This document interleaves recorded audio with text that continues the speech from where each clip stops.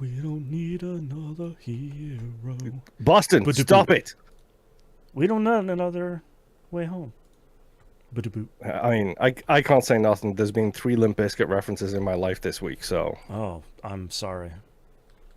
I'm It's not okay. even... He was part of the, he I'm not even... He was part of the other one. Yeah, I'm not a Limp Bizkit hater, but I'm sorry.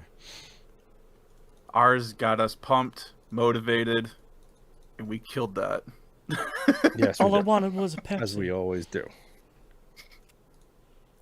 All right. Are you Dude, guys... Awakening comes out... Fucking Jesus. Dude, so does FBC.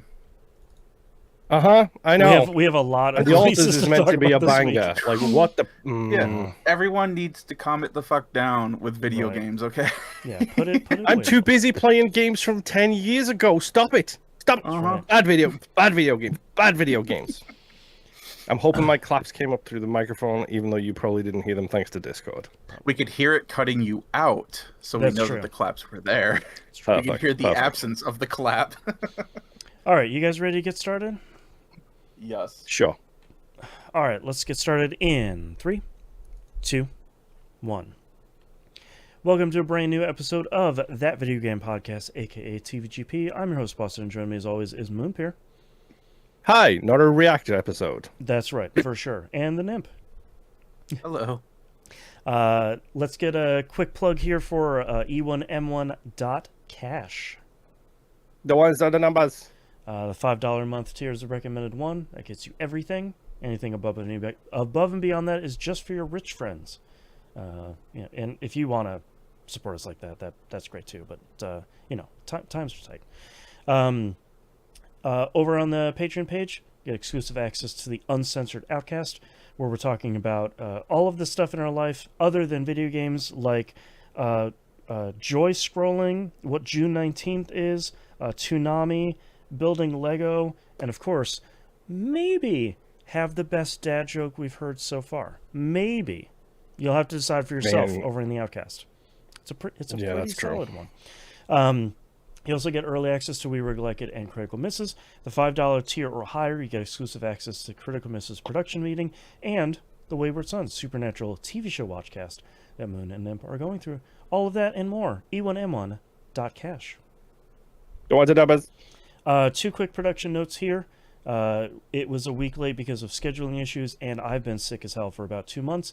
There's a brand new episode of Picking Up the Pixels RPG Love out right now in this very feed. If you're listening to the audio version of this, if you're watching the live stream, thanks for hanging out. It'll be out tomorrow. Also, because of scheduling issue, we're going to have a week delay on our Game Club episode for Despalote. So that will be out next week-ish. 2 weeks from now-ish. I was going to say next week, because you just made me panic because I was like, wait. Yes. Yeah, I've got my weeks off. It's been an incredibly long month from a production standpoint. So that's going to be a week later than usual. Usually it's our third Saturday of the month. It'll be a week later than that. All right, Moon, what have you been playing this past week? Oh, I just want to, before I get started on what I've been playing, I want to give a quick shout out to the Wayward Sons here, as the last episodes we recorded, which you will get in your feed at some point sooner or later, were absolute bangers. And I believe, to quote the chef from Futurama, we kicked it up a notch, to say the least, with these 2 episodes. So yes, look forward to that. And if you're following on the Patreon feed, I'm sure you know exactly what that means. It means we're getting to the end of season 3 and the start of season 4. Anyway, moving on. We played REPO together. This has happened 2 weeks ago. It is scheduled to happen again this Friday. I still haven't put a thing in the calendar because I forgot to, but whatever. REPO was fun. REPO was stupid. REPO was crazy. We got a vase.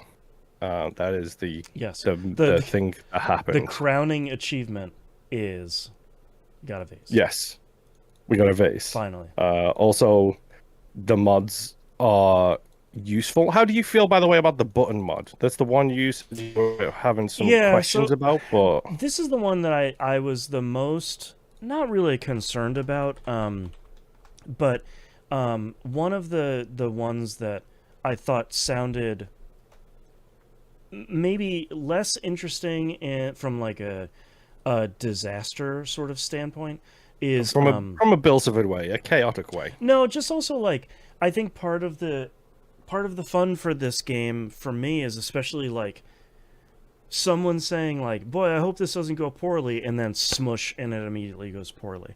For anyone who hasn't played It's REPO, like the whole quote of "I got a bad feeling about that's this." right. Or and like, I hope it doesn't 100%. do. Whoops, that happened. So for anyone who hasn't played REPO, you're sort of bringing all of your wares, the things that you're picking up, you're bringing them, whether you're bringing them by hand or the kind of like cart trolley thing they have. You bring it to this landing spot, and once you get enough money on the kind of the little area, this countdown starts, and this big steel vacuum funnel thing slams down, sucks up all the stuff, and leaves you with the excess money. One of the mods that we played with recently was you could load it all up, and it wouldn't do that until you pushed a button next to it, and then the countdown would start. I think for me, it's less fun because of somebody not paying attention and being like, we didn't meet the quota, and then they just get smooshed. But I think from an overall standpoint, it makes runs go way smoother because you have enough time to put all the stuff on there and say, okay, we needed $15,300. We just put $27,000 on there. Everything is in its little confines. Push the button, get the extra money, bring that to the next one. And it makes it safer in a way that I think makes the game run more smoothly from like a level to level standpoint. Yeah. So one of the things I noticed, I think it was after you had left and a couple of people had dropped out. I think it was some of us were still playing, and we ended up getting to a point where we had two very large items that we could collect, and it was like the final checkpoint. So they were like in a ceiling vent essentially, so we had to like lower them down, and it was very Chuckle Brothers, which I realize is a super English reference that you guys won't get, but it was Three Stooges is probably the American equivalent. Yep. But like lowering it down one person at a time, doing like a ladder system as we bring like lab equipment down, and then all three of us like rotating it around and trying to get it onto the thing. So we put that one on the thing, and I think the reason why I really love the button is because then we got the second big thing. As soon as it's in that field, it would have just come down and crushed it potentially without us being ready for it to be in the right position or whatever the case may be.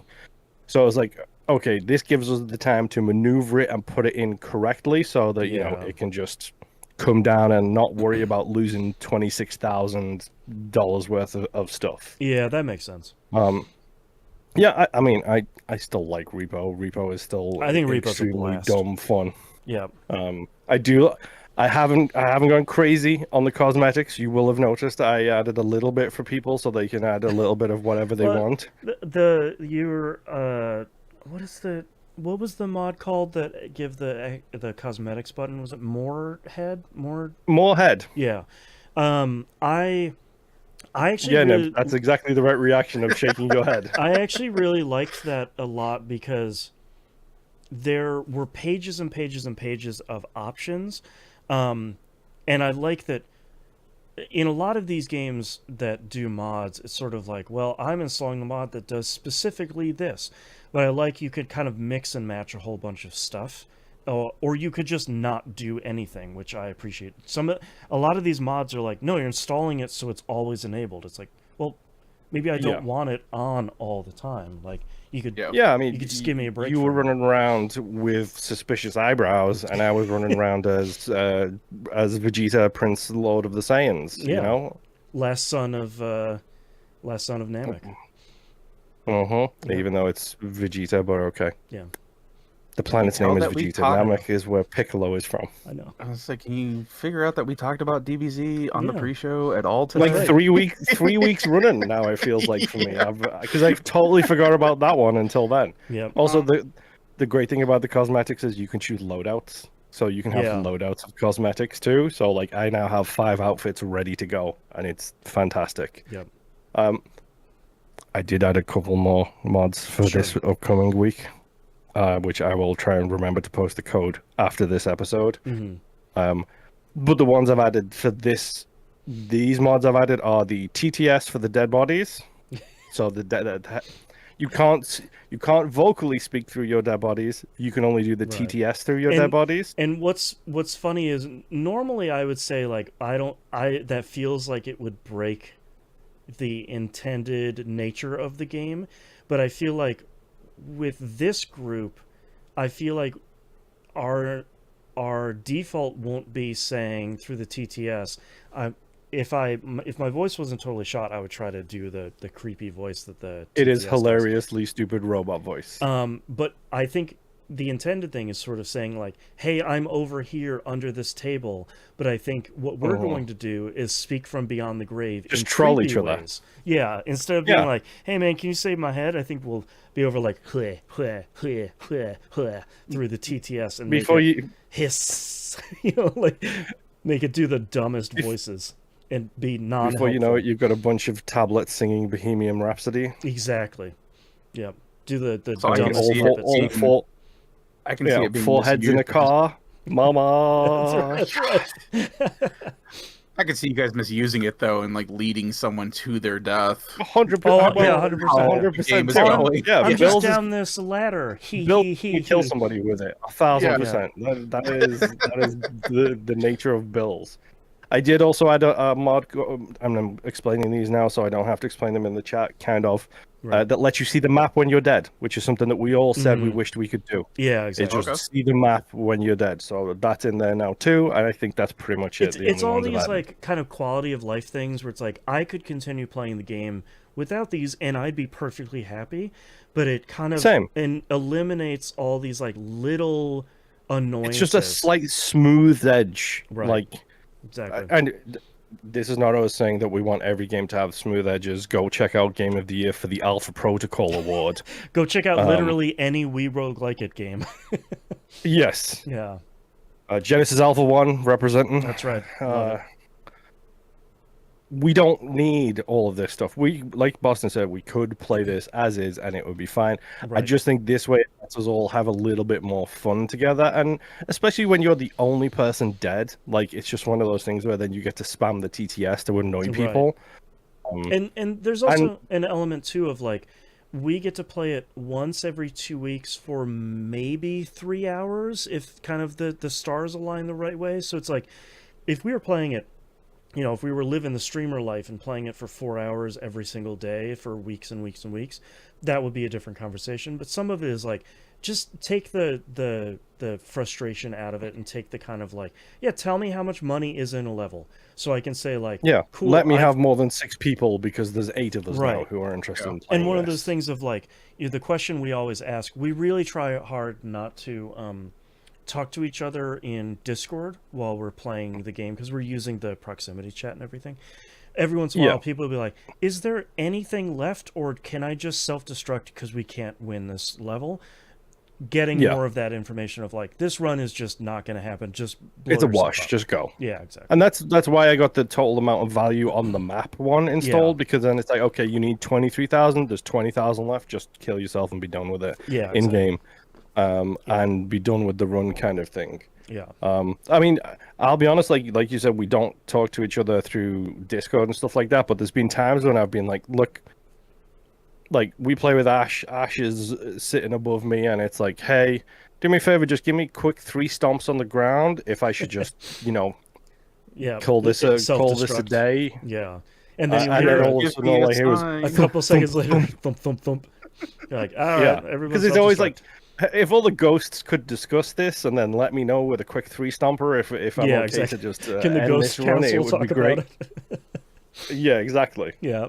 But I don't know, and then that just gets everybody back in the game faster. It lets us go again faster. It lets us experience more faster, kind of thing. Yeah. I think it's just the TTS, the death thing, will mean I don't have to damage the structural integrity of the house anymore, kind of thing. Exactly. But no, it's great. Repo is fun. Yep. Other than that, because my life is one of the 7 circles of hell, I have only had time to play one other game this week. Okay. And I'm blaming this guy right here as to why this is. Is that me? Am I Yes, above it's you. you? Yes. Okay. Yes. What did I do this time? Oh no. I'm playing. Moon heaved a huge sigh. Yeah, I'm playing Moonlighter. Okay. Because we talked about it recently, and this was the game that started my odd achievement numbers problem. Yes, Because I was set for years. Mhm. I had a 5 and a 0, and I was happy and satisfied and fine. And then Boston's like, let's play Moonlighter for we rogue like it. So I was like, Yep. okay. And one of those achievements is a 24, and one of those achievements is a 26. Yep. And like, Do you know what the 26 achievement is, by the way, Boston? probably beat all of the bosses with the broom. Nope. That's Okay. Janitor. That's a nice 0. Thanks, video game. It's not 0 game score. It's 50. So it ends with a 0. I see. Okay. I don't know. It's kill 100,000 enemies Lord in heaven. We'll get to it. in a game where I am on my 3rd run through Yeah. and only hit 50% of that check mark. Yeah, each 3 more to go. dungeon maybe has 15 enemies in it, 20 if you're lucky. That's It's pretty a rough. lot. Also, dude. like, a lot. what is with roguelikes and their obsession with having oddly numbered I know. achievements? It seems Yeah. to be a rash of 'Cause them. Goodbye Reborn is next on my list, and then after that is the Show. Oh, Shosho has it too. Shogun Showdown for Shoujo anyone has it too. listening to We Rogue Like It. You know, the next time Yeah. you guys go to interview somebody, Mm-hmm. you should ask that question. That's right. Number one, Why how do you dare log you? the What is achievement? wrong with you Welcome people to the show, and doing you monster. Yes. Yeah. It's, I like anyway, this game a guess lot. what I've done? Mhm. I do too, and we talked about it on We Rogue Like It. I think it's a genuinely. I think it was We Rogue Like It. Is it We Rogue? Oh, Game Club. It was one of the two. Go do a search in the field. We Whatever. talked about it last week because Moonlighter 2 is coming out at some point this year. Yes. And that got me thinking about my gamer score and how it's at an odd number, and I should probably beat this game and tie off the achievements I have in this. Since I was so close to only 5 achievements missing in it anyway, so I was like, how hard can it be? Famous last words. That's right. 300 hours later, you're crying on the show. I've done it. The achievements I was missing was Janitor for killing every boss with the broom, Right. killing 100,000 enemies, Mm-hmm. perfect A, B, C, and D. Oh, for beating the bosses, each of the bosses without getting hit. Yes, Ugh, those were the ones I was missing. that's rough. I have now defeated all of the bosses without being hit on New Game Plus. Dang, look at you. I am now 50% of the way through the Janitor achievement, Okay. having killed 2 bosses on my 4th run through And for anyone that's wondering with the broom. why is that achievement hard, the broom does like almost 0 damage. If it does, I assumed it does like a point. yeah, if it does 5 damage, I'd be surprised. So I'm using my New Game Plus file to do it. Mm-hmm. And because I have all of the money in the world and I can just go and buy the materials I need to upgrade stuff. I didn't have the speedrun achievement too. I got that in the run where I was doing the perfect bosses achievement. Okay, how fast did you need? 10 to finish hours. it? Okay, that's not too bad. Yeah, I did it in 3-3. So Yeah, I was gonna say. that was a cakewalk compared to some of those bosses, let me tell you. Yeah. So I'm currently on my 4th New Game Plus one.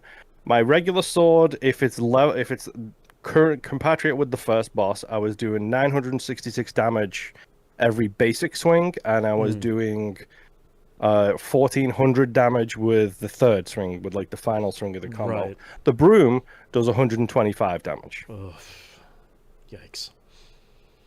There is a significant factor lower than the thing. I was being an idiot and trying to do the perfect and the broom kills at the same Yeah. time to do 2 runs. But then I was like, I need to kill 100,000 enemies anyway. I'm just gonna do the perfect and the broom separately. Right, like because why am I punishing myself? yeah, it was basically giving myself an impossible task when I could just spend 2 more hours in the game and do it the easy way. Right. Speaking of which, if you look me up on Xbox as we're recording this, you will notice I'm currently playing Moonlighter. Okay. He's very Because talented. there's a room in the tech dungeon with one of those stupid lightning rod things that brings the enemies back to life. Yeah. That has it has a single like jelly in that room. Okay. So I took the little pet that fires the water stream, and I had to load this thing like 7 times to figure out what pet was appropriate for it. It's the water jet pet, if you're curious, because he will follow you to the side of the jelly. So the jelly's on an island, the resurrecting thing is on an island directly below it. So if you stand at the very top of the screen, my little turret friend is killing the jellies as they get respawned in by the Forever. lightning thing forever. Okay. And this is also a game that's old enough that even when the controller is turned off and the console idles and dims its screen, it doesn't pause the game. Yes, let's go. So I did check before we started recording the main show, and I was at like 77% from 55% on There my you go. 100,000 kills. Nice. So at some point, if I make a celebratory jump, yelp, or whatever it is, it's just my PC notifying me of my achievement. Right. Yeah, I for don't killing know you. why you're complaining. This all sounded so easy. Yeah, it's so simple. That's right. Super duper simple. 100,000. And then Incredible. it's ridiculous. It's so dude. like it's if it was 1,000, it'd be like, okay, I will normally get that through maybe one if or it was two 5,000. playthroughs. Sure, but 100,000 is just, and it's one of It's those numbers. it's either 100 or like 10,000. Either way, it's ridiculous. It's one of those it's numbers a you number look that at it and shouldn't you're be like, in the game. no, like I'm not even gonna Yeah. try that. Yeah, Yep. So I don't care. My turret is currently killing all of the jellies You can do for it, buddy. me as we speak. My controller's turned off, my TV is turned off, everything is calm and happy, and after that I've got to finish the janitor achievement, and then cross my fingers, because the final achievement I need is the get all the achievements achievement. Oh, the tricky one. The glitchy one, we'll say. Yeah. So, cross my fingers and hope, I guess. All right. But yes, my life is literally one of the circles of hell right now, so that's all I've had the time or the mental energy to play, other than listening to someone play Baldur's Gate and being very confused by that game. That's 3, fair. specifically. That's fair. Nice. Yeah, but that's all I've been playing. Nim. All right. I actually have a decent list. This first one you don't need to pull up at all, but Avatar: The Frontiers of Pandora. Mm-hmm. This game's going on hiatus for right now. Only because my son had listened to the last time I had talked about it, and I had brought up that it had a co-op mode. Oh, And he yeah, was right. like, that actually sounds kind of fun. I Mm-hmm. was like, okay, do you want to play it in co-op? And he's like, yeah. I'm like, all right, first we need to look up, what'll work, Yeah. between what'll carry between this two. And he had managed to find a post saying that basically everything that you do carries for the host and the person who pops into your the dream. session. Yeah, the only thing that doesn't are these, I forget what they're actually called, but they're like these high-end hunts where you're fighting like basically like these alpha animals Okay. to get like certain materials. Right. Those you cannot do it, like you can do it in co-op, but the other person who isn't the host doesn't get credit for taking that kill. Okay, interesting. So all you'd have to do is just get it in one person session, switch Yeah, I so that was the gonna other person say. hosts, and then do it again. Do it twice, yeah. Yep. So it's like, all right, cool. That's not We'll bad. hold off on that for right now, Yeah. because the thing that my son wants to play co-op in right now with me is the Division 2. Hey, I played that this week. Yeah. And of course Get that that was on streetwear. sale for $6. Mm-hmm. Oh. So we picked that up. I am restarting again because I was playing on the Xbox. That was where my main save or my main stuff was. And reminder I for don't- anybody on Xbox, it is on Game Pass right now. The base game Yep. itself, which is very solo friendly. Yeah. Well, parts of it are very solo friendly. There's like one or two bosses that just horrifically suck. Oh, I've depending on your build. I've played 100% of this game solo. I Oh, don't. I think I've played everything but the final boss on solo. Oh, okay. But it was mostly just because the build that I was going for like I think it was one or two bosses Mhm. just was not compatible at all. Sure. So, but yeah, so we're playing it together now. We've done about 3 or 4-ish hours. We played a lot yesterday, which Nintendo would be proud. My son does not have a headset for the PlayStation, Okay. but for his cell phone, I gave him a Bluetooth headset, like just like a single ear one that I had. And I'm like, all right, I'm going to call you. And this is how we're going to voice chat to each other now. Yep. So we were on a call for 2 hours and 40 minutes yesterday while we were playing. There you go. Both of us on the headset for our phones. So, and then I had made that joke then too, where it's like, oh, this is the thing that Nintendo was striving for. Yeah, exactly. So, the main things that we've done so far, I guess like the big story moments is we have seized control of Viewpoint Museum. That's a fun mission. And we recovered data from the American History Museum was the last thing that we just completed. That's one of my favorite. I've played that mission a lot because it kind of comes up a lot on like daily and weekly stuff. One of my favorite things in that mission is you're going through like a bunch of like the history of America, and then you get to this like very rah-rah America part, and it sort of transfers and smoothly moves into the Vietnam War. And I remember the first time I played this, I'm like, please don't let me fight in the Vietnam War like memorial thing. Guess what the game has you do? You're like next to a downed chopper in Vietnam, and I'm like, oh, okay. It was right there. You had to do it, but like, okay. There was one part when we were fighting that section that an elite had come up behind us, and I heard a grenade launcher get shot. I saw an enemy. Yeah, I saw an enemy get exploded. And I'm like, oh, hey, talking to my son, I'm like, when did you get a grenade launcher? He's like, I didn't. And then this big boy elite comes walking around the corner. It's like, oh. And so we just start unloading on that guy and take him out before he could shoot us. Yeah. But that's the dumb fun that we're having with this game right now. And that's what I like about the Division 2 a lot. Pretty much sums up the Division 2, to be honest. Yeah, it's just like, I don't care. Fun. I don't care what's going on in the story. Yay, America, the green fever, whoopity-doo. All right, I'm shooting more dudes. Yeah, we don't even have that. Like, we were playing with two, because I played it solo. Like, I very rarely had played it originally with another person. Yeah. But it's like just being able to flank in this game is such a game changer. It's like my son, I was the one that starting out that was mostly flanking. Like he would just show up and just start like sending bullets down range, and I would be the one that would go off to the side, and while they're ducking in cover, I would get him from the side, and then he would show up, and we would kind of finish him off. And now we've kind of switched between that role as well, where it's like, one moment I'm standing next to him on a balcony, and the next thing he's on the other side of the balcony, shooting things, and so I'm giving him support fire and all that crap. So it's just been a lot of fun messing with this. Yeah. We do not. I'm trying to think. The only thing when we researched this, the only thing that doesn't transfer between host and non-host is the control points. Oh, that makes sense because those are there's like a possibility.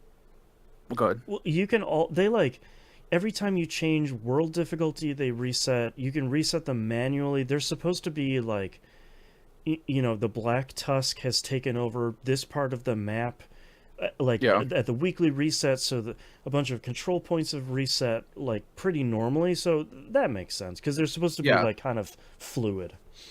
Well, and the thing for us, because I was just telling my son when I had found that out, I was like, well, that's no problem because that actually helps us out because usually there's a cache there, supplies, weapons, whatever. Yeah, so it's like, all right, we clear it in your game, and then we switch over to my session and clear it again. More XP, more weapons. Yeah, exactly. So it's not a big deal for us, but Yeah, we have both. I have well, we actually both did this. I unlocked the turret first, Hmm. and then I just got my other skill point, so I unlocked the drone. Yeah, that's And what I run. My son did the drone first, and he has it set so that it heals like your armor and all that stuff. That's the one I run. Yeah. And then he heard me talking about the turret, Hmm. and he's like, "Well, I guess I'll get the turret too." So he has the healing drone. I have the attacking drone. Both have just the standard attacking turret. Yeah. And so it's like whenever like that elite with the grenade launcher that popped up, my drone and both of our turrets both spun around and You started have five shooting that people shooting thing. at it. Yeah, exactly. And Yeah. it's like, all right, no, this works out really well. Yeah. There have been times I had a lot of issues trying to get the turret to land on like a desk or a cabinet Yeah. or something. It's like even though the reticle says it's going to land on top to give it the good vantage point, nope. Every time it'll It just like, fly falls right over off. that desk. Yep. Yeah, and then it's on the ground and it's behind everything, so it Mhm. can't shoot anything. Yep. And that actually screwed me on the last mission that we just did because we were in a kitchen. I was trying to get it up on a countertop so that way I had extra protection. Mhm. And yeah, it got thrown in between two cabinets and was just chilling. Yeah, that's why I usually just put it on the thing I'm in front of. Like you just hit the shoulder button and you plop it in front of the thing you're on Yeah. cover for. They also made recently they made some pretty big changes to the turret where at anywhere you can just hold the L1 or R1 that you have it assigned to and you'll recall it no matter where it is. Yeah. But the thing that I love the most that they changed finally was if you walk up to it and you pick it up from wherever it is by holding the button while you're next to it, the cooldown almost immediately resets. And I was like, that's such a huge change. I was telling my son about that too, because I had noticed that where it's like it's dependent on the health of the turret. If it has more health, like I was showing him, I dropped it on the ground, picked it right back up. It had a second cooldown. It's normally a 25-second cooldown. And then I was telling him about that too. It's like depending on how much health that thing has left, you can get anywhere from like a 10 to 15-second cooldown, or if, like you were saying, if you just hold down whatever skill it's tied to, Yeah, if you it'll pick it blow up up off the ground, yeah, it'll reset, and then you'll get the full 25. The drone so far, I haven't been able to do that with, so I don't know if it's possible with the drone, because that one you can hold down the button and it will Right. self-destruct and reset the timer. Yeah, but I you don't know can't if pick you it can back like up. grab it or No, yeah, unfortunately not. So which whatever, it's 25 seconds. Like Yeah, like I've got an LMG. Yeah, I got and time. then only as you get higher and higher level, that time decreases too. So, Dude, and the people that are still playing this game right now. So I was aware that there was another leveling system. yes. It looks like they added another leveling system on top of that one because there's people that are like level 30,000 or something like Yeah, that. so that's your Yep. watch level, your shade level. And yeah, I am 400 and I feel like I'm in a really good spot. But yeah, the number of people you see in any like BOO that you're running around that's just like this person has like angel wings on their icon. Yes, and it's yes, like that's the one. They're level 45,000 and I'm like, you have to put the game down, dude. Like you just I mean, take if a you break. love it, Yeah, I like mean, I you've enjoyed gotten this your game money out too, of it. but my God, I saw that and I was like, when did that start And, like- happening? And then I saw somebody else with like 35,000 level. I'm like, how did you And get that? I love how many pips they have in their armor. I have like 13. These people have like 45 pips in their armor. It's like that they're just a boss. Like I'm fighting them Yeah, in a like- mission, man. I don't that even want to meme. see. I don't even want to see what they consider to be a threat. Yeah, exactly. Yeah, it's that meme from the movie, which might even be Dune for all I know, of the guy throwing off his coat and it's just a bajillion medals underneath it. Yeah, exactly. Mm-hmm. Yeah.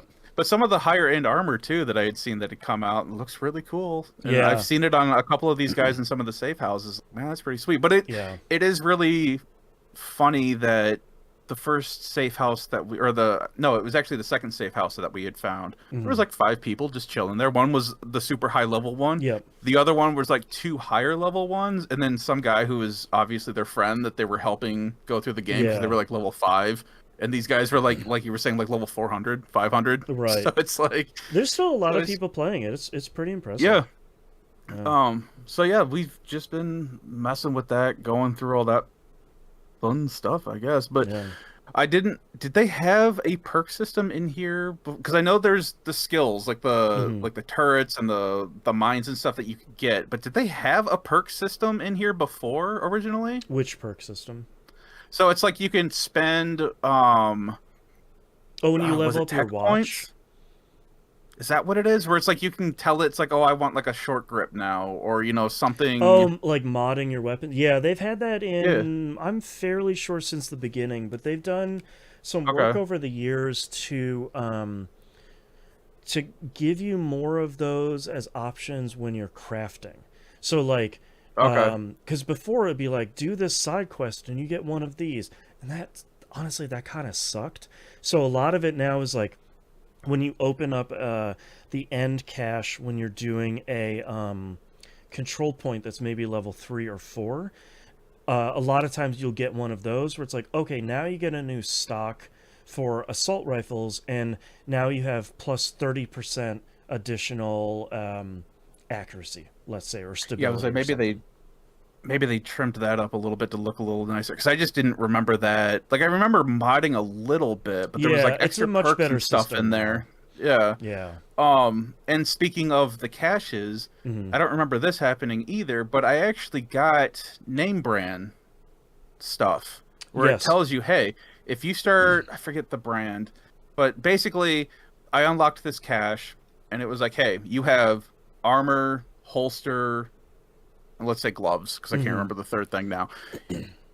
You're gonna equip all three of these things, and you're gonna get while wearing this, a brand perk Yeah, bonus you get a brand to assault specific set rifles. bonus. Yeah. Yeah. Yep. So it's like, all right, cool. So now, like, my assault rifle, I guess, does more damage wearing this stuff. And it's like, all right, cool. I don't Yeah, remember that being in here, but it's really interesting because some of that was in the base stuff, but they've really gone pretty wild with it in a way that I think is really interesting. Where like each brand manufacturer, I think there's like 30 of them now, and that doesn't oh wow. include the green like higher level tiers because there's basically like blue and purple and stuff like that. Yeah. And then green is like the really good set bonuses that have like almost an exotic thing on it. And there's the red items, which are the exotic items. So like there are 30 manufacturers of like Wall and Badger Tough and Alps and like all of these manufacturers. And then each green armor set has its own bonus with it as well. So like you can do a lot of like, okay, I want to take a 2-piece armor set bonus here, so I want to do 15% more with my LMG, let's say. And then I'm going to take wear 3 green pieces over here so I can do, you know, 20% more damage to enemies out of cover. So you're kind of like buffing the two. And then here's my one exotic item I'm wearing, which buffs that stuff even more. And they've gone to the point where I think they've done more than I think even Diablo has done, where like you're really mixing and matching a bunch of different sets in a way that feels really good. Okay. And then one more question, since you've played Yeah, this a lot longer than I sure. have. Can you upgrade the level of a weapon you currently have? Okay. So I have finally figured out this system. Uh, I wouldn't worry about the specific level. Are you talking about like, oh, I picked up an assault rifle and it's a level 13? So yeah, just because it Okay. seems to be the damage seems to be based off of the level, and the only Yeah. reason why I'm asking is because I got an LMG. It's Hmm. like great. I loved running this when I first played this. Love Right. LMGs. And then that's when I got after we completed that area, I got that cache that gave me that armor for the assault rifle stuff. It's like, well, I guess I'm rolling with assault rifles now because Right. this is doing a ton more damage, but I don't want to get rid of my LMG because I Right. love LMGs. Yeah. So, So I wouldn't worry too much about any individual weapon you have until you're probably over level 30, especially at level 40. 40 is the max. Um, okay. is that you're going to be, thankfully, they keep adding more and more and more weapons to the loot pool as time goes on. So, like, unlike the I know before anybody like, well, actually, it's me. This wasn't ever really the case when it launched, but it felt like it, where it's like, okay, I have this LMG I liked, or this pistol I liked, or I like running rifles. But there's this one that I like, and I'm not finding any more of them. That's thankfully not really a problem anymore, because it's like, okay, cool, here's 15 LMGs in the loot pool. Here's 30 assault rifles. Some of them are named ones, so they have that like the yellow name on them, so they have an added kind of extra bonus. There's so many items in the loot pool now that like you're going to be kind of tripping over LMGs or assault rifles or shotguns or stuff. So like I wouldn't worry too much about like never finding another LMG like at launch. That doesn't really feel like the case anymore, thankfully. Because I'm not gonna lie, when I got that LMG, I was so happy because I cleared an entire room without reloading. Yeah, they're so good. Yeah. God, I love LMGs in this game. Yeah. But just in general as well, I love playing them in Call of Duty as well. Yeah. My last big thing was having overkill and having 2 LMGs and then running around Nuketown with just the trigger pressed and killing people and never letting go. That's right. I mean, I was a menace. Yeah. But anyway, but yeah, so that's where we're at in this game right now. We're kind of playing this just whenever we have time to be able to play it. It's good for that of like, I've got 30 minutes, we can do a mission, or we can capture 2 control points, or we can just check out stuff on the map. And that's kind of what we've been doing too. Yeah. I got attacked by like people with a shield randomly. I was like, where did these... I was in my menu, wasn't paying attention, and my son had run off and activated like some Outworld quest thing. It was like a communications thing that we had to protect or something. Yeah, one of the like events.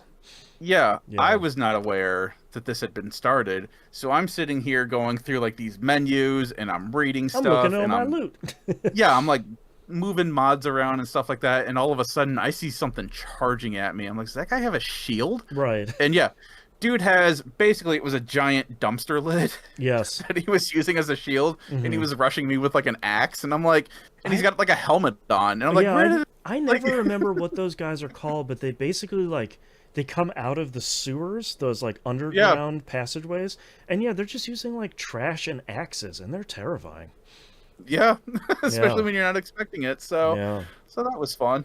But did you have anything else you wanted to bring up? Yeah, I actually made a bunch of progress in 2 additional modes. So like I'm still kind of like farting around Brooklyn and kind of doing some stuff there. I'm sure there's like a million hidden things that I'm sort of missing, but I'm doing a lot of the... I don't know if you've looked at the commendations screen. Not yet. It's essentially in-game achievements where it's like you get a cool like patch for your arm thing after spending 15 hours in Brooklyn, or you've like... Forza Horizon is looking at you sideways being like, why do you play these games? Yeah, I know. But like there's some fun ones where it's like, okay, in one session in Brooklyn, go to both, like start at the sort of main hub, go to both areas and capture 3 control points total without being down once. It's like, I can do that. I've got a half an hour. So like it's all kind of fun stuff like that. Or like finish all the missions in the game on hard difficulty. And it's like, I can do that. Let's do that. So that's a lot of what I'm doing, of kind of like getting more enjoyment out of kind of the stuff that I already have. I have spent a ton of time in Summit.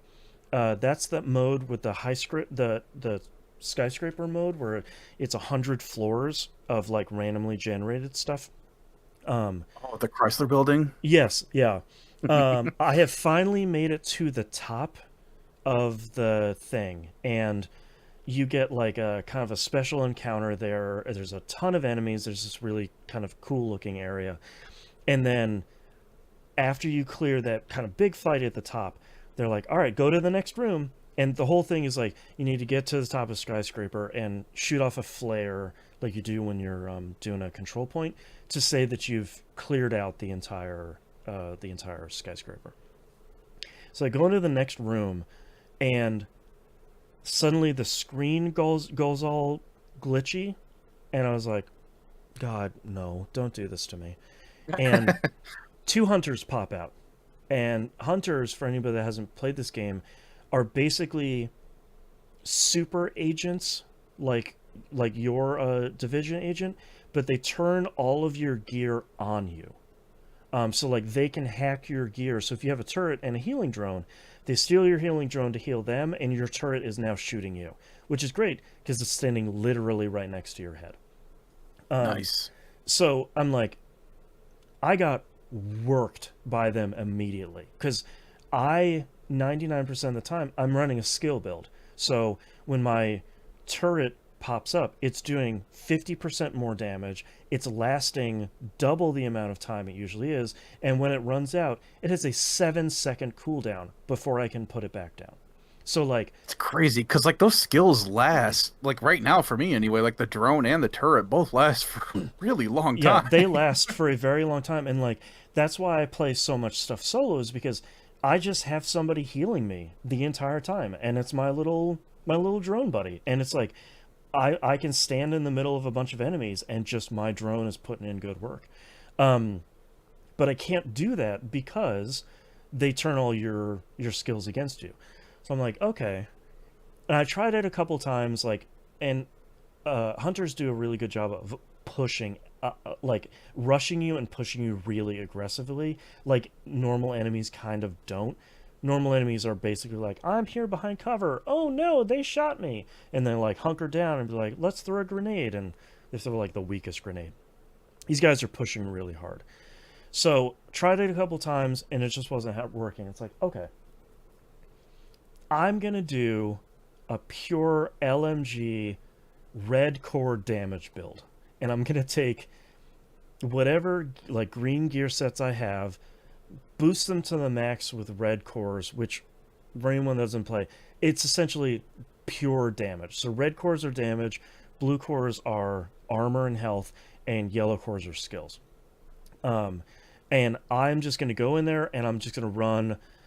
There's an exotic LMG I have called Bullet King. It has like 1,200 bullets in the mag, and it always reloads itself. So like it's just, that sounds amazing. it's just infinite.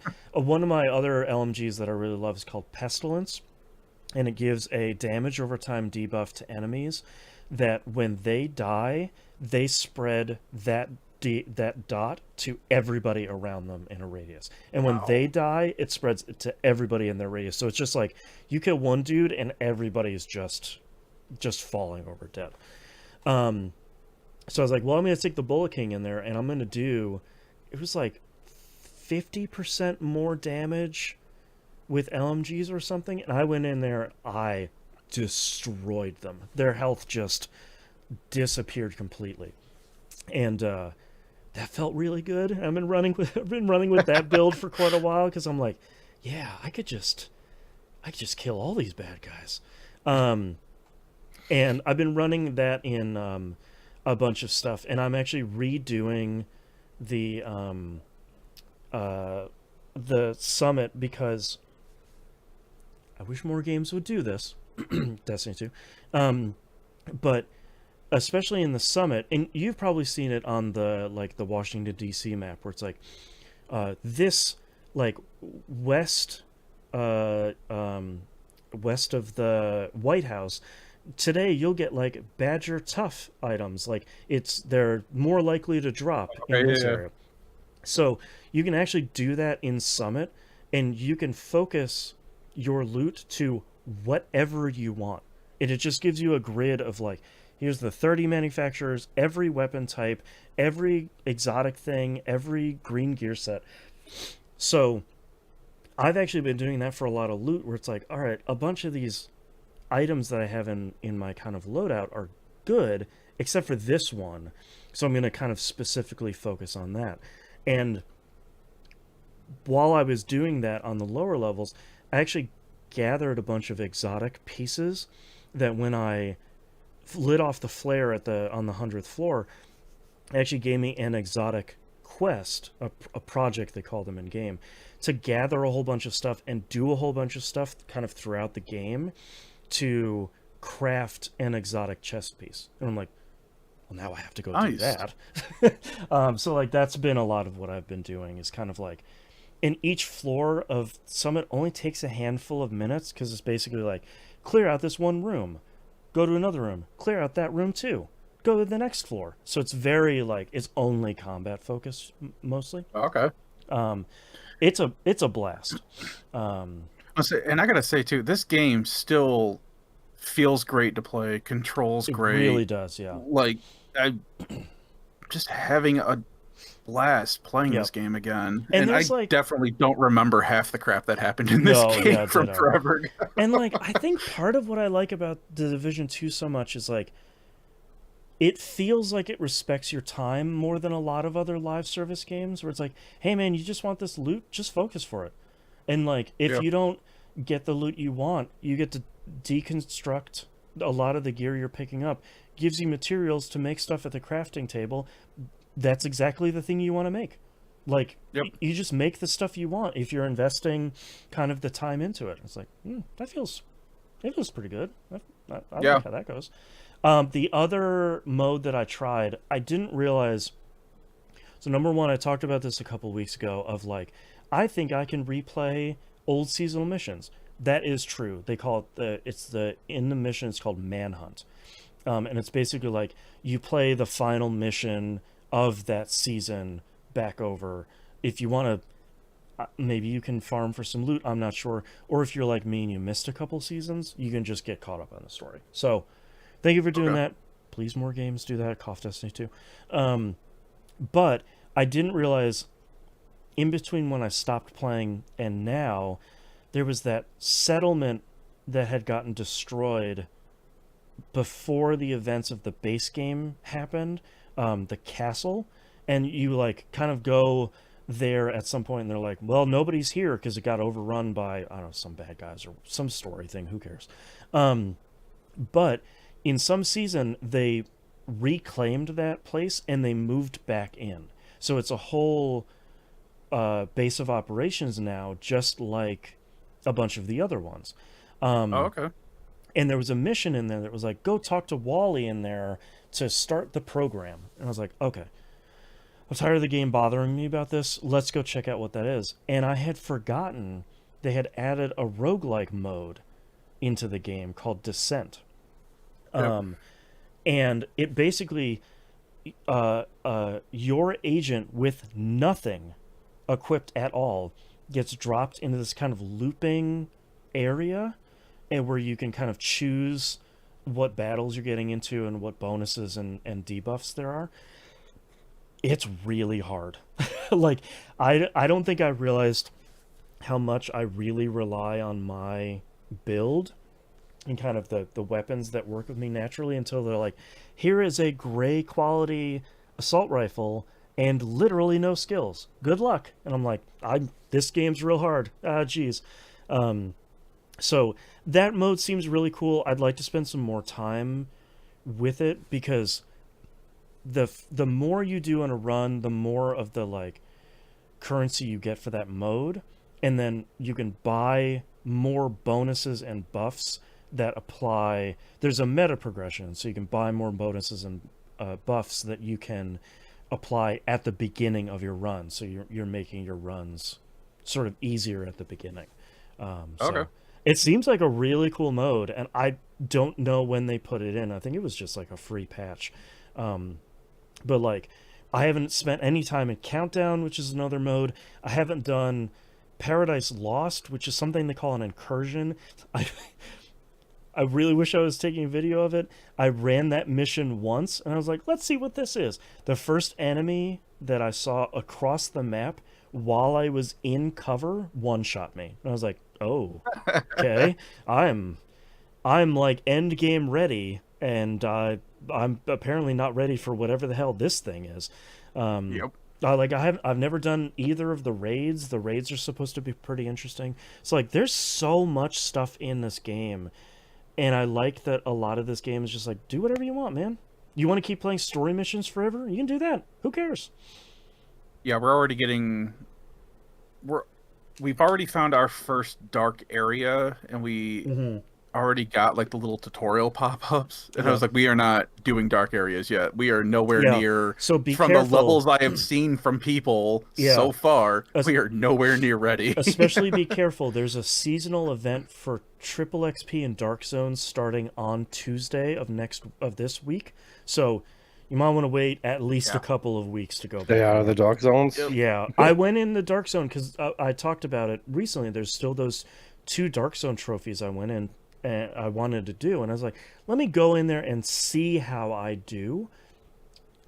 They're dead. There's just nobody in there at all right now, which is kind of great for some of Yeah, the 'cause you don't have like. to worry about other people. Yeah, I can get like the Dark Zone exclusive loot, and I can extract that and everything, but it doesn't really help me for like the trophies that I need to get there, which honestly I'll probably never get, and I'm kind of okay with that. But I don't know, Yep. because my son and I have joined the TVGP Peeps clan. nice. Welcome.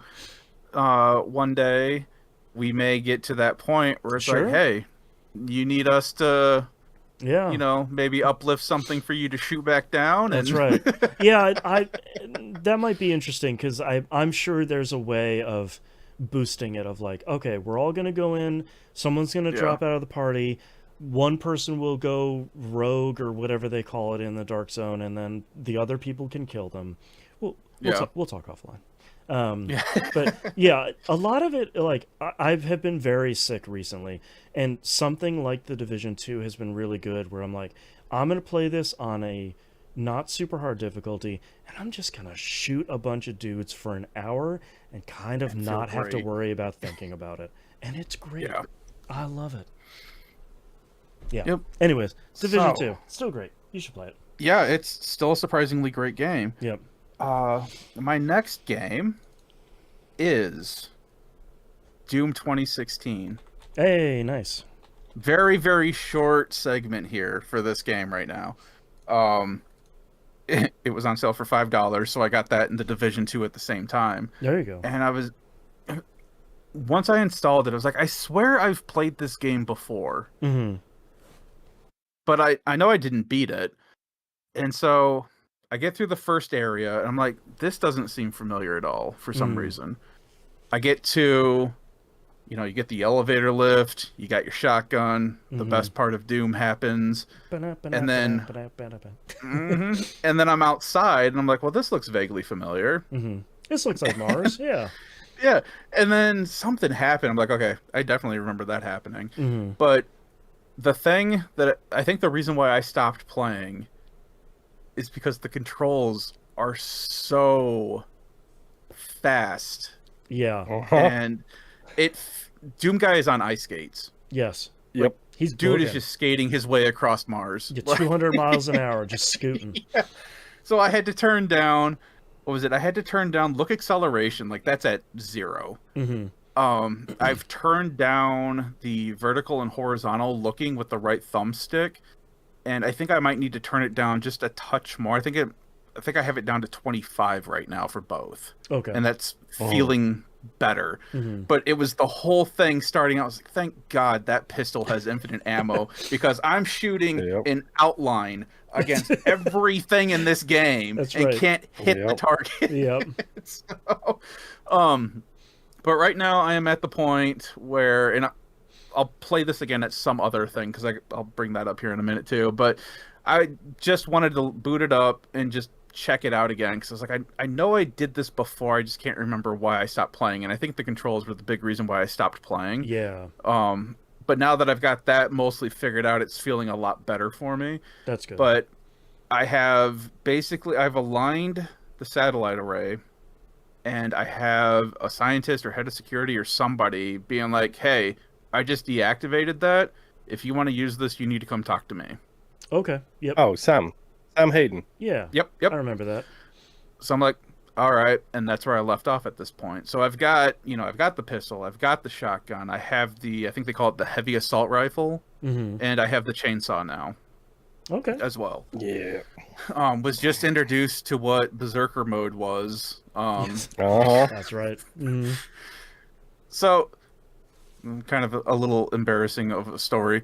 When it first shows up, it's like this big orange orb that's floating off to the side. All right. Uh-huh. So far, everything in this game that you were meant to shoot has been some variant of this orange. Yes. Yep. So I was thinking, oh, that must be How many times did you shoot it? so many times. Because I'm like, that must be like a portal from hell. This thing just must be won't like die. an energy bomb. Exactly. And I'm like, what is this thing? Yep. And nothing tutorial-wise or anything was popping up on it.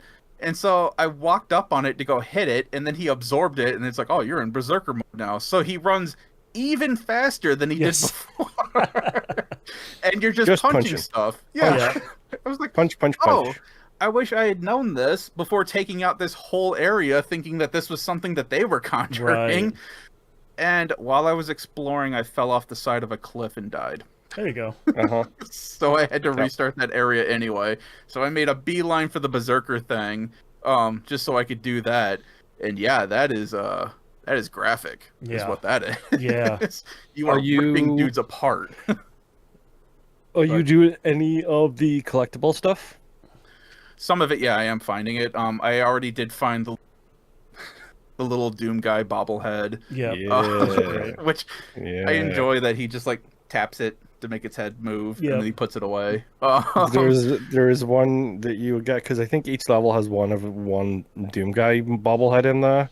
Okay. And there's one of them that you'll get where he gives it a little fist bump. He like lifts the arm up and goes boop, and then Yep. goes wee, It's really and wiggles nice. his fingers away. And the So- fact that it plays the E1M1 theme in like Yep. chiptune music when you pick him up is just It's really great. chef's kiss. Yeah, there was some weird tell that like an audio tell that was playing. I don't think it was that for me for this one that I found, but there was something else that I heard, and I'm like, okay, that sounds familiar. And then I found the bobblehead just sitting there on like a cliff's edge or something. Oh, okay. So I was like, oh, okay, that's pretty sweet. Hmm. I am still getting used to the extra stuff that your weapons can do. Like the pistol has like the charge shot, which you don't have to fully charge to be able to shoot it. I just found out. The shotgun, I chose the exploding shells first, and then I found like another mod bot, and now I have like the rapid shoot thing, like the 3 Okay. rapid shots. I prefer the exploding ones for right now, so I've still got that equipped. Mm. And I haven't done anything with the heavy assault rifle, and I have not used the chainsaw yet. Oh, okay. Even though I have it, I can only assume it is going to be the most goriest of gore fests once Oh, I yeah. start using that. So, but yeah, that's where I'm at with this game right now. At some point, I will get back to this, but a lot of it was just trying to figure out the controls and getting that to feel decent Yeah. Mhm. again. My next game, Halls of Torment. Mm. Boston, you want to talk about shutting your brain off? Uh-huh. I was telling Moon pre-show that I was basically half asleep and playing this game, and my wife was like, "Hey, you doing all right in here?" You're like, fine. Like, yeah, I'm Fighting just demons, blowing things up. skeletons. It's cool. Yeah. Defending hell, all that, you know. All right. So, I 100% like the Exterminator. Yes, the flamethrower one. Yes. It's so strong. Dude, I just goofing around with it. I have increased its range to the point where it's killing things off screen. Mm-hmm. I'll usually, because of all the extra, like 10% chance of burn effect, 10% burn damage. So I'll grab everything. I'll have the Dragon Breath. I'll have whatever that flare thing is that you get, the Meteor Impact one.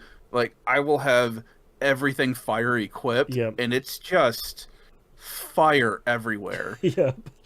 I did the last level. I don't remember what it's called, but the last normal level that you get so far. Oh, And- the kind of like royal looking one. Yeah, with like Yeah. all the gold leafing Yeah. and stuff. Within the first 5-10 minutes of being on that level, got the achievement to pop for have 80 burn effects going at one time. Oh, jeez. Yep. Yeah, So good. everything in that level was on fire. That level also gets really difficult really fast because Yeah. everything either blows up when you kill it, Yeah. or it shoots off a volley of like purple flame that leaves fire on the ground. Yeah. So that made it very difficult. But I did beat that. I unlocked, I'm trying to remember, I unlocked the character that dual wields axes. and does like an ice attack. They're not the great. Norsemen or something like that. Something. Yeah, they're okay. Yeah. And I'm trying to remember. I haven't used the other one yet, so I don't remember what they were. But it looks like they're the last character on the bottom right of where the characters stand around the fire. Right. Mm-hmm. I don't remember and I haven't used them yet, so I don't know what they do. I enjoy that all the characters are completely different from one another. Mm-hmm. There's a whole host of these that I've unlocked so far.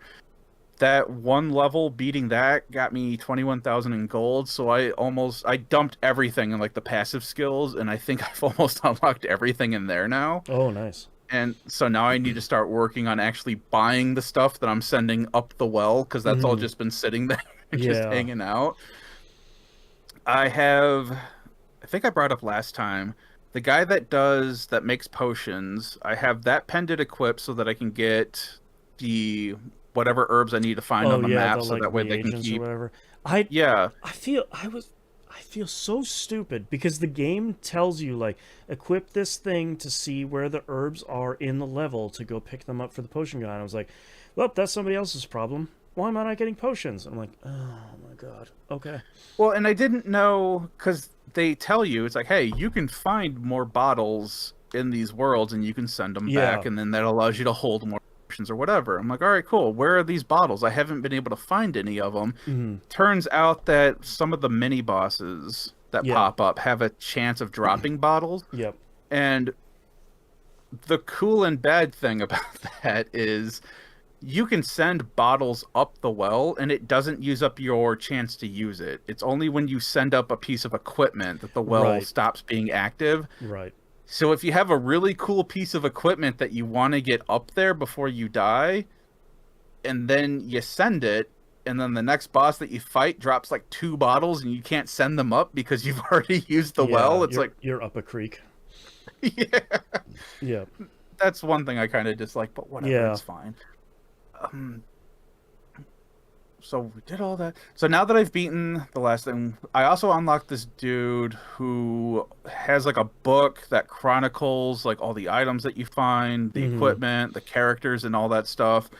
I can now, I have like these purple crystals. I have 9 of them for some reason that I can put into stats of individual characters, which I want to dump them all into damage for the exterminator. I think you get one of those every time you beat the 30-minute boss on a level, if I remember correctly. Okay, because I was going to ask if you guys remember, because I know I was kind of putting that together, but I wasn't sure, because every time you beat a boss, you get like those weird like 4th dimensional crystal things that drop that you can grab and then you can warp out. So I didn't know if that's what those actually were, because they were in different colors too, I think. Yeah, that took me a while, because like I think they're purple when you pick them up in game, and then in that dude's menu they're like a reddish color, and I was like, well, surely those can't be the same items, and I'm like 90% sure they're the same thing. Either way, the exterminator is going to get all the ones that I have right now. For so, sure. Yeah. You know, whatever. But then, what is the other thing that... and then I unlocked... I guess it's like the challenge mode for the levels now, where it's like every it's like chaos mode or something like that. Something where it turns up the difficulty up to like level 5 as you keep progressing through the area. Yep. And it tells you, hey, these are the artifacts that you've unlocked, and I have no artifacts unlocked. So now I need to figure out what that's about, because I did one run on the last level, which was a huge mistake, because that turned to chaos real quick. I did the same thing too, and I was like, I'll just do chaos mode on this level. Like, this is the one I just did. How bad could it be? 2 minutes in, I'm like, why? What have I done? I made it to the final boss, got it down to its second phase, and just couldn't hold on any longer. So that sucked, but it's like, all right, whatever. I'll come back to this and mess with it. But yeah, I got to figure out what that's all about. Yeah. And I think that's everything that I've unlocked so far with that game. It's a lot of stuff. There's more in this game than I originally thought. And that's like, I haven't even messed with the equipment that much. Like, I'm just using base equipment that I've had unlocked that I didn't buy yet. So I mean, I know I'm handicapping myself on that front. Sure. It's just I wanted to get all the passive crap bought before I started messing with, equipping everyone a specific way and all that. So, but there's a lot of cool equipment that I've been finding that I've been sending back up, that especially for the exterminator, where it's like, oh, if your main attack doesn't do fire already, it will now, and you get an increase on the burn damage. So it's like everything about the exterminator is just burn. That's like so good. It's amazing. Yep. I love playing the exterminator.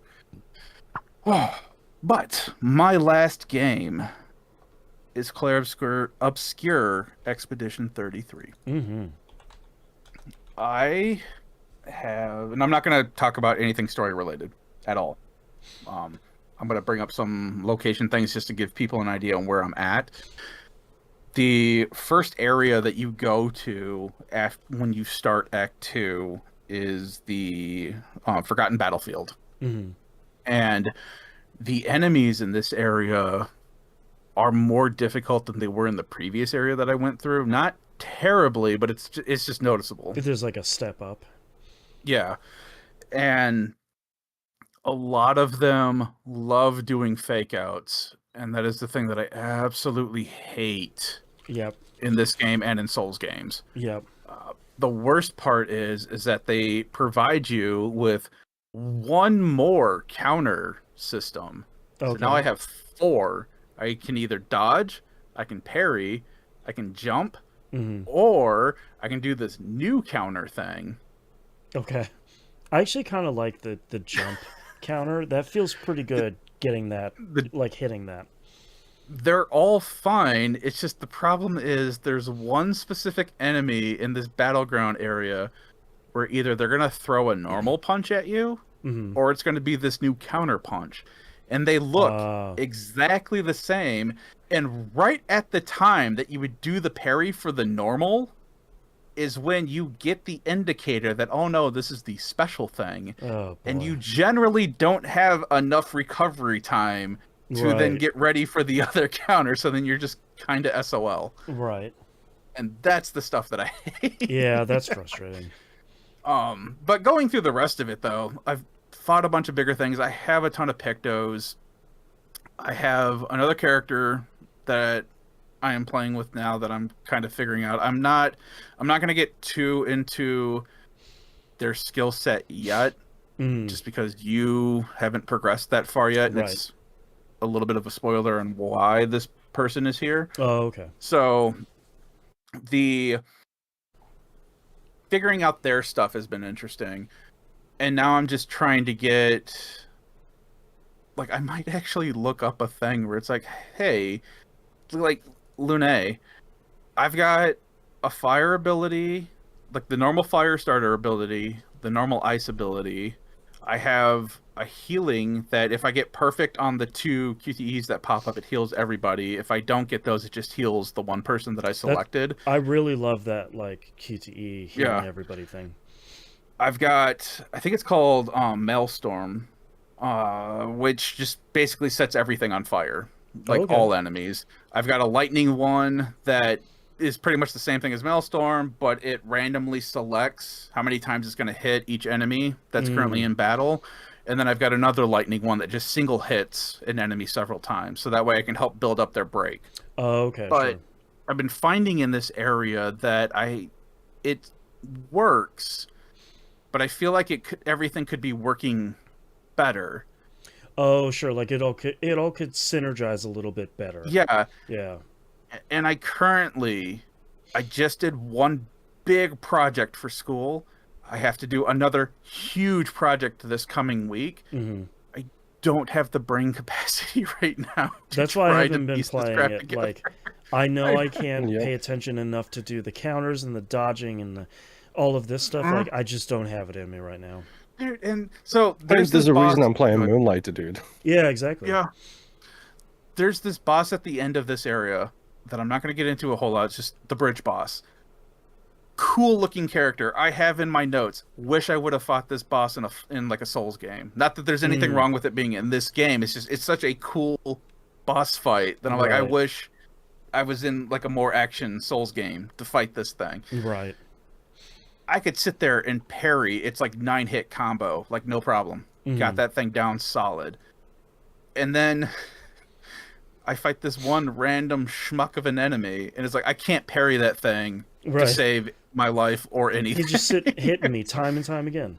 Yeah, it's like my mind is just so scattered shot with some of these. And then I even tried to dodge, and I got a perfect dodge. I'm like, cool, I can still do dodges. Nope, couldn't dodge again for anything. And it's not this game. It's all me. I still 100% enjoy this game. But yeah, man, there's some times where it's like, I'm just going to let them hit me and just play this like a normal RPG because I just can't do this right now. Right. But I want to start looking into some of the more, like, I don't want to get into like in-game stuff right now, but I just want to look at, okay, what is a generally accepted, hey, you should maybe do this skill set to help make like what's a good Mael, build hit a little... for Gustav? Like, what's a good build for, So I'm going to kind of look into that a little bit, but my other worry is I don't want to dig too far into it because it's the same thing with anything else, where it's like, good build for start of Act 2. Oh, this is what you need for Act 6. And it's like, no. Or it's like, this after this character dies, this is the build you should use. It's like, what are you doing? Yeah, so I've been kind of hesitant on doing that as well. Yeah. So I will look into it more, but I'm still enjoying the story right now. The Battlegrounds is a horrific area, and you will know why when you get there. But the way that they've created this world and the stuff that they have in this world, there's parts where it's like, man, this is a really beautiful scene. And then you'll cross the street. It's like, this is horrific. Right. What happened here? Jeez. Yeah. And it's a really good contrast. And it's just really, and we don't see it a whole lot in games a lot. It's either you're 100% this is horrific, or you're 100% this is a blue sky game, kind of thing. And this is seeming to hit both of them, where it's like it knows when to give you a blue sky moment so you don't feel in despair, and then it knows as soon as it's uplifted you just enough to kick you right back down to where everything else is at. So really great game. I'm looking forward to playing more of this. That is my last game. However, before I turn it over, I did put in a post in Discord for a poll that everyone has voted on, because my mind being scattered, I'm like, look, I can't just sit down with a game and play something. Here's what I currently have on the table. You guys pick a game you want to hear me talk about on the podcast. I'll pull that. Expedition 33 won the poll. So I will keep playing this. However, it is kind of funny how it all went scattered shot, because basically everything got at least one vote almost, except for Armored Core and Stalker 2. Okay. And then like everything else has like 2. So once I beat this game, I'll post another poll and be like, all right, these are the ones that are left over. What do you guys want to hear me blab on about? So keep an eye out for that. But outside of that, that's everything that I played. Actually, these 2 past weeks. Since our last one was the big non-E3 announcement. Yeah, the not E3 episode. Yeah, go listen to that. I only have one other game this week. I'm not going to talk about too much, but the Final Fantasy V Forge Out Fiesta is rolling along.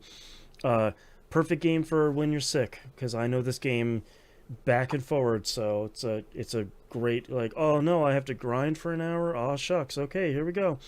I have started... You said you were doing the Pixel Remaster version right now? Yes, I'm doing Pixel Remaster for... so that's my preferred version, unless I get like a total nightmare run where the recommendation is these other versions have a beneficial bug that you should run those for these reasons. But otherwise I'm running Pixel Remaster, and I'm playing it on PS5. I started and finished my first run. It was a really bad group. It was Beastmaster, Bard, Dragoon, and Ranger. This was a miserable run. All the way up until the very end, where suddenly Bard and Ranger are really good. Like kind of out of nowhere. Bard is like one of the strongest. Don't listen to what anyone on the internet says. Bard is one of the strongest classes in the game. It's just the song you get for playing all 8 pianos, the longer the Bard is playing it, the higher your level becomes. and it, unlike it capping out at level 99 like normal, caps out at 255. Oh wow. So like you get that rolling on the end boss, and the two forms of the end boss don't reset the battle. So if you can kind of waste a little bit of time in the first form, you're super powered going into the second one, and you just steamroll it. So like, but unfortunately, Beastmaster is fine, but it takes so much preparation work to make them decent, and then Dragoon just has a lot of health. That's really about it. So I succeeded on that run. I don't know how. I try and keep an eye on how much time it takes me, but I think the Pixel Remastered version, the time continues to progress even when you have it paused. So mine was like, it's 20 hours. It definitely did not take anywhere near that long. If it took 10 hours, I'd be surprised. So it's kind of on the longer end of a Final Fantasy V run. I wrote in my notes, quote, "I have trouble thinking of a worse group," end quote. So let me tell you about my second run. Ranger, Dancer, Geomaster, Beastmaster. Sorry, Geomancer, Beastmaster. Probably one of the worst parties I've had. I looked at my spreadsheet to see, like, was there a worse party? Not really. This is a real bad one, man. I am struggling, and I'm still in World 1. So I'm, like, at the first third of the game, and I am fighting the good fight on this run. I will beat it because I'm stubborn, and I like overcoming the odds in Final Fantasy V. But the next run I do will probably be something a little bit more on the normal end of the spectrum, I think. Because I'm doing another Meteor run, and Meteor means you can get any job from any crystal. That also, unfortunately, includes Mime and Freelancer, which thankfully I don't have for this run. But it's a bad one, man. It's a spicy run, and I'm really feeling it. I have all 4 of my jobs now, and that's still not making me feel better about this run. So, speaking of spicy, you didn't want to do the Sriracha and whatever the other. the Sirocco and Zephyr is the other one. Those are interesting. I just saw everyone keep going like, yeah, the Sriracha run. Yeah, Like, I might do one of those eventually. So basically, I think the Sirocco one it favors the first 2 crystals, and the other one favors the last 2 crystals, or vice versa. I think those are pretty interesting because there are runs you can do where it's like, I only want magic users, or I only want non-magic users, or I want you to just give me a bunch of stuff, or I want to have a 5th job, or I'm okay with repeats, or things like that. And I like the idea of, like, I'm going to favor some crystals kind of over the other ones. So we'll see. Nice. Seems like those runs are going pretty well so far. But. Cool. All right, that's all I've been playing this week. Let's take a break. Yep. Yeah, I can't wait for the new Tactics Remaster to come out, so that way you can build your own site and do Final Fantasy Tactics 8-job Fiesta. Oh, don't worry. Arcade that runs. So one interesting thing about about the Fiesta is every month on the Discord server they run a different challenge. And it's not Final Fantasy V, so they only do that for the Fiesta.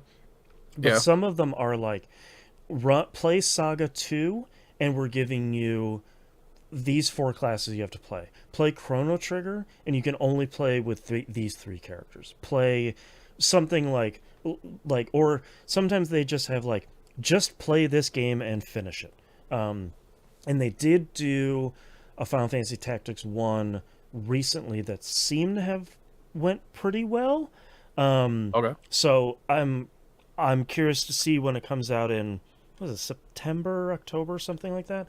Something like that, yeah. I'm curious to see if they'll do another one, because from what I understand, it is doable, it seems. Like, maybe not as kind of obviously as Final Fantasy V, but it seemed like it went pretty well last time. So Because the only hang up is just that one. Was it the time skip in the defense mission in that crumbled down castle? yeah, sort of I think. infamously that.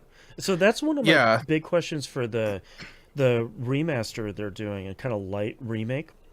Is like there are a couple of points where you can get like the Wygroff fight is kind of a famous one too, where it's like if you're not prepared, you get soft locked in this encounter. If you don't have another save, you're starting the whole game back over because you're trapped in this fight. Here.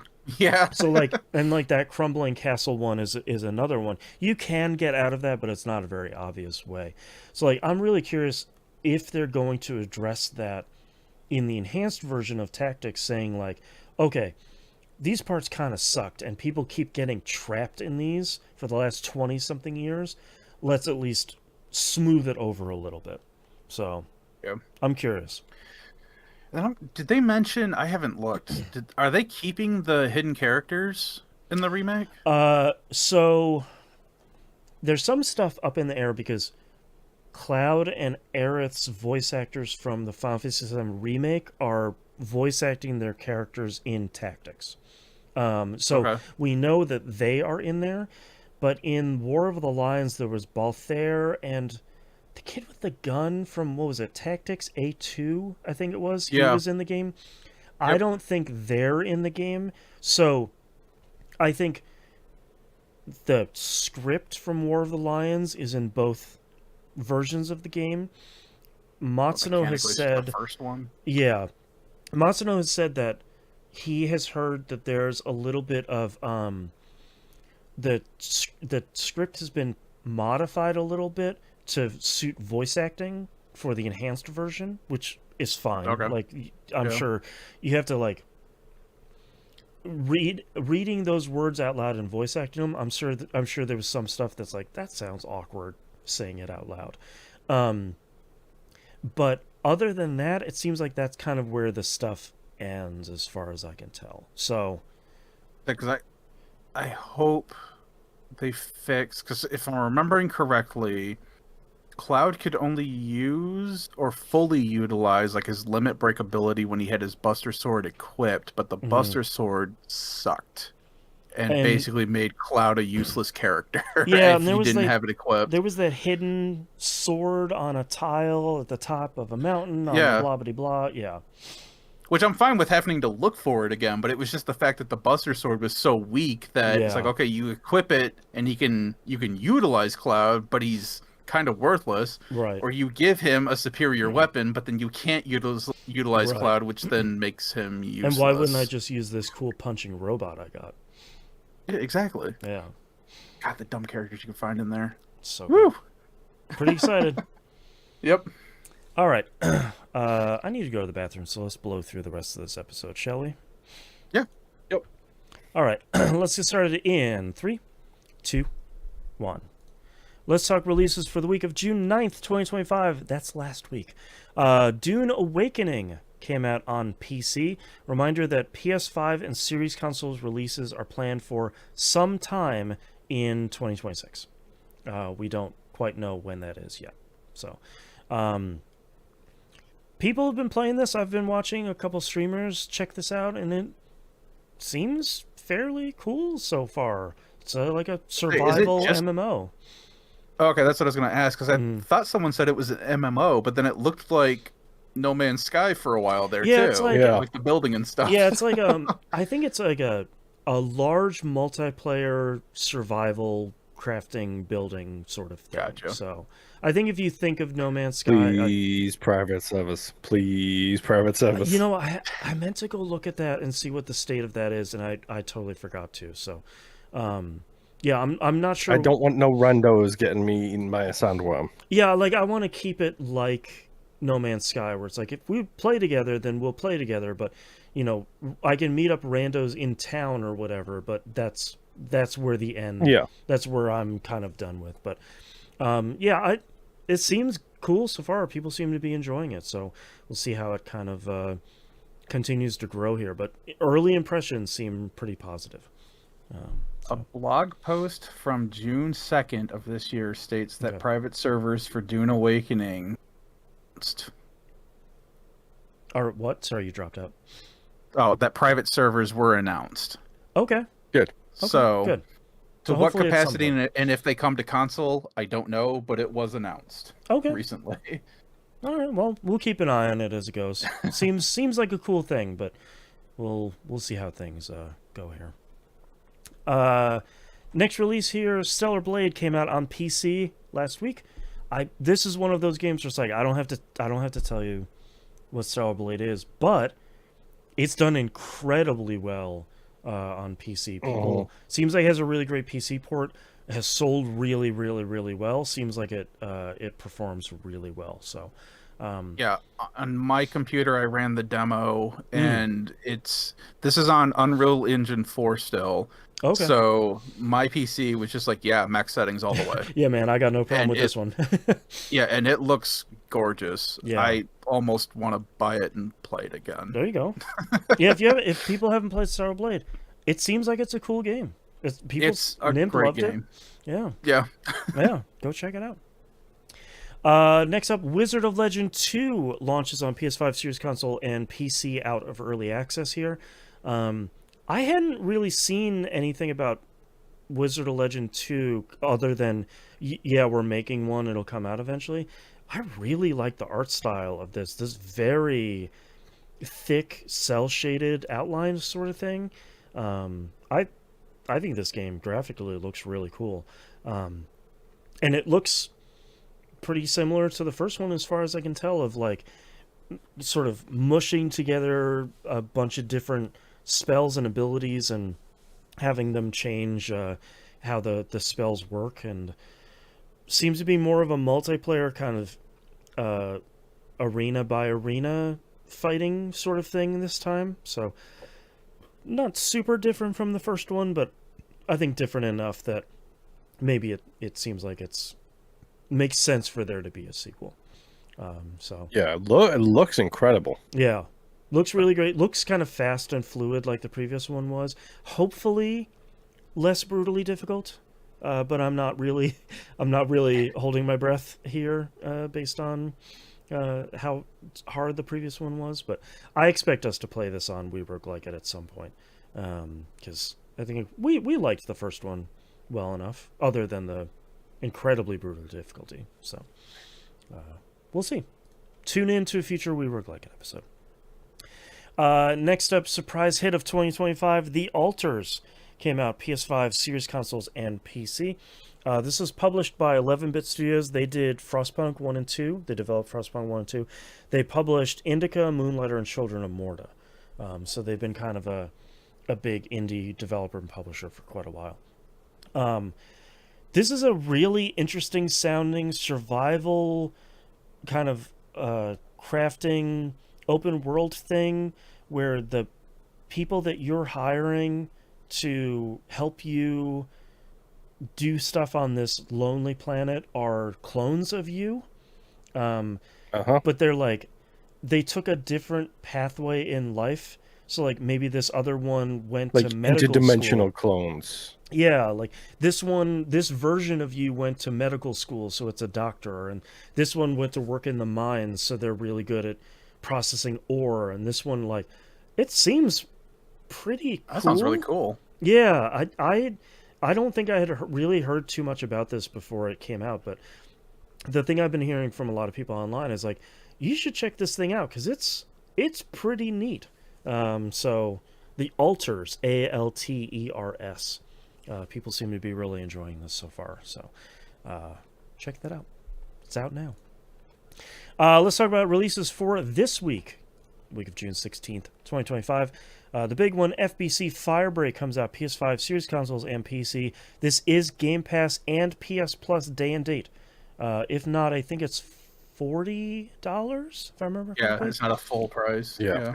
I just saw today that Remedy said that all of their post-release content that they're planning right now will be free. They will be selling... they've like announced 2 other character classes. They will be selling cosmetics, but they say at the moment they're not planning on selling like DLC expansions or stuff. So Yeah, that's Just stop trying to sell me your game. I'm gonna buy it. Just well, it chill. makes sense. Like, I think for people that don't have Game Pass or PS Plus, I think that might make it a little bit better. Of like, it's going to be $40, and that sounds like that's the end of it. It's not like, oh, and next year it's 20, and the year after that it's 30, and well, the year after that it's 45. Like, it doesn't really sound like that. So, thank you, Remedy. That seems pretty cool. But I'm pretty excited to play this. I think this looks really great. I'm excited to check this out with the Destiny crew that we're planning on doing it this week, which is great that it's a 3-player game because there are 3 of us. And I really I've been going into this kind of not paying a ton of attention to it, other than knowing like, yeah, I'm gonna check this out. So I'm trying to go in as blind as humanly possible on this one. Yeah, I'm really excited to check out whatever this is, and hopefully it's good. It seems really cool. I was gonna say, I haven't heard anyone say anything negative about this game. Right. But like Moon, I've also not been actively looking for things, but usually negative reviews pop up through everything. So yeah, a lot of there was like a big preview event a while ago. I think it might have been a couple months ago. And I did some looking there of just like, okay, now that it's getting pretty close to launch, what's the general vibe? And I think a lot of the general vibe was like, oh, all right, yeah, this is pretty fun. Yeah, all right, yeah, maybe they did it. So I'm really hopeful that that this is going to be fun, because I like the idea of taking Control and what made Control really fun and putting a class-based 3-player co-op thing into that. I think that sounds cool. So yeah, hopefully check in next week for some impressions from some of us if everything goes well, and hopefully we'll talk about some Firebreak next week. Fingers crossed. On the other end of the spectrum, Date Everything is coming out on PS5, Series Console, Switch, and PC. This is published by Team 17. This is a dating sim where you can date everything in your home. Inanimate objects come to life, and there are 100 of them, and all of them are voiced. So date concepts, that trailer just said. Yeah, date concepts. Yeah, date things. I don't know about you, but I really don't want to date my depression anymore. Thank you very much. Got him. Is this the team that made that weapon dating sim game? No, Boyfriend Dungeon. It looks similar to it. Yeah, that's what I'm saying. It looks the same, and the concept kind of seems the same. It seems a lot alike. So, what team made Date Everything? Let me pull it up here. Sassy Chap Games made Date Everything. This is their first game. Moon, you should go look at the logo for Sassy Chap Games. That's a pretty British logo. But yeah, I think this is fun. I think this seems really cool. And I will probably check this out. Also, it seems like if you have ever heard of a voice actor, they are in this game, because they're 100 different voiced characters. So Alicia Day's like the narrator in this. Randomly, I heard. Oh, really? Yeah, that's pretty great. But yeah, it's a great logo, by the way. Yeah. Ironically enough, it reminds me of my home screen on my Xbox, which is the achievement in Elite Dangerous for shipping a certain amount of tea. Oh, okay. Because it's a dude dressed exactly like that logo, sipping a cup of tea with a spaceship in the background. That's great. Yep. It's good stuff. That's Date Everything coming out this week. Next up, Lost in Random. The Eternal Die comes out PS5, Series Console, Switch, and PC. This is Game Pass Day and Date. Kind of a sequel to Lost in Random, that kind of like dice rolling single player action game, except this time it's much more actiony, and also it's a roguelike, which I guess makes sense if it's going to be a dice based sort of thing, but kind of a hack and slash isometric beat 'em up roguelike. So I still haven't played Lost in Random. I think I own it, or it's on PS Plus, and it seems like a game I'll really enjoy. And now they've come out and announced a kind of sequel, kind of spin-off thing that they turned into a roguelike. So I don't know, man. It seems kind of neat. These games seem cool. Lost in Random, The Eternal Die. Next up is Tron Catalyst. Comes out PS5, Series Console, Switch, and PC. This is another Bithell Games Tron game. Just like they made what's the shapes game? Uh-oh. Thomas Was Alone. That was Bithell Games' first game. They made the Tron visual novel, was their previous game, and now they're making kind of like action-y, as much of like a hack and slash you can make into a Tron is that, but kind of like a old school like isometric 3D sort of thing. I'm pretty excited for this because based on the visual novel that I got most of the way through and never finished, they seem to really understand what makes Tron cool. So I have pretty high hopes for Tron Catalyst here. So we'll see what this turns out to be, but I think this looks pretty neat. Second to last here, Raito Remastered: The Mystery of the Soulless Army comes out PS4, PS5, Xbox One, Series Console, Switch 1, Switch 2, and PC. This is a remaster / light remake of the first Raito Kuzunoha versus the whatever the first Raito game was on PS2.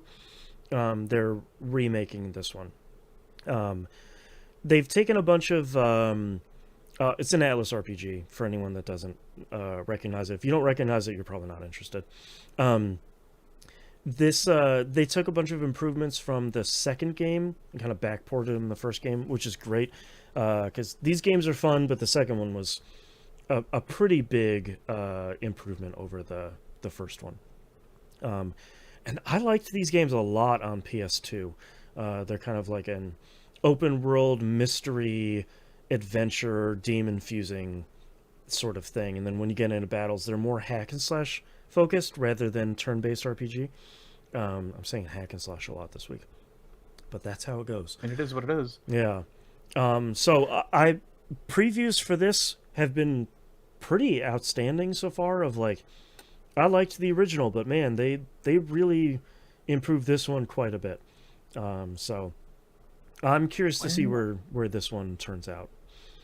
When are they going to go back and touch Digital Devil Saga? Yeah, for real. That seems like a pretty big slam dunk, I think. They're like when are they going to do Dark Cloud? Oh man, that's level 5. I want level 5 to just port Dark Cloud 2.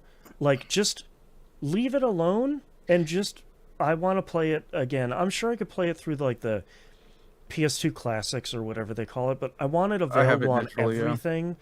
And people should play Dark Cloud 2. It's really good. It's got the last time they re-released it, because it was when they re-released, or maybe they did one after a little bit too, but they both have trophy support as well, which was a horrific idea. Yeah, I don't want that. No. Because I think one of them involves the golfing game, like getting like a hole-in-one in all the golfing spit, and like never, ever. No. Never again, but also I'm just going to install it real quick. Yeah. And lastly, but not least here, we have Rematch coming out this week on PS5, Series Console, and PC. That's a 5v5 kind of action soccer game that's been showing up. Rocket League Soccer. Yes, Rocket League Soccer. That's what's been showing up on all the kind of indie press conferences. And it's Rocket League Soccer is kind of the best way to think about it because it's not you're controlling the whole team. You're just controlling one player on the pitch, and the other 9 people are potentially online people, but potentially also just CPU peeps. So the style of this, the speed of this, I think looks really great. Cool. Yeah. It looks incredible. I am not playing a multiplayer game with like 10 other people when I want to play a soccer game with people, but I want to play with friends. Yeah, I'm curious to see where the like bot support and CPU support and all that lands, because I think this could be pretty cool. That's Rematch, and that's the 2 weeks of releases here, since we skipped some for our Not E3 episode. That also means that's the end of this episode. Thank you very much, everyone, for listening. If you'd like to visit us, you can do so at tvgp.tv. Everywhere to find and follow us is on the right-hand side of the page. Don't forget to join our Discord server at discord.tvgp.tv. We have a great community. It's not one of those ones that moves a mile a minute, like I always say. Don't forget to become a patron if you're able over at e1m1.cash. $5 a month is a recommended tier. Anything above and beyond that is greatly appreciated. Tell your rich friends it's like $500 a month. That will help the show a whole lot. If you can't support us financially, totally understand. Like, comment, subscribe on YouTube. Anything that goes on the public feed here on TVGP has a video component to it as well. That includes Critical Misses, We Roguelike It, Pup, the main show, all of that stuff. And please rate us positively if you're able to over on your podcatcher of choice, especially over on the Apple Podcasts. That helps a whole ton for any podcast you like. I think that's it. So we'll see you all next week. Bye. Bye. Bye. All right, Nimp, what are your titles? I have We Got a Vase, Genesis Alpha 1 representing, I Was Set for Life, How Hard Could It Be, and Was There a Worst Party? But I also have 2 honorable mentions from pre-show. Okay. Nothing is True, Everything is Puns, and The Absence of the Clap. There you go. Moon, what do you have? I have We Got a Vase, In a Bilsifid Way, Tablets Singing Bohemian Rhapsody, The Ghost Council, Welcome to the Show, You Monster, Shooting an Outline, I Am Stubborn, and Date My Depression. I have 4 Heads in a Car, The Ghost Council, The Water Jet Pet. This looks like Mars, and my vote for the title, We Got a Vase.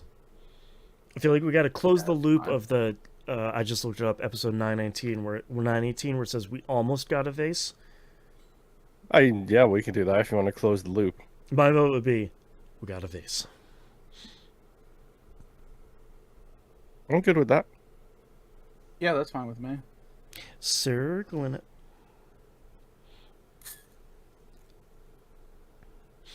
Now the big question.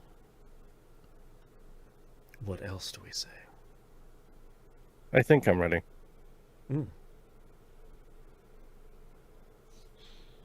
I think I'm ready as well. All right. Starting in 3, 2, 1. This is That Video Game Podcast, episode 921 for June 16th, 2025. We got a vase. It was Plink Plonk Plink, not Plink Plonk Smash. Raider vases are pretty cute with the little arms that they have. All right. Thank you very much, everyone, for listening. We greatly appreciate it. And we'll see you all next week. Bye. Bye. Bye.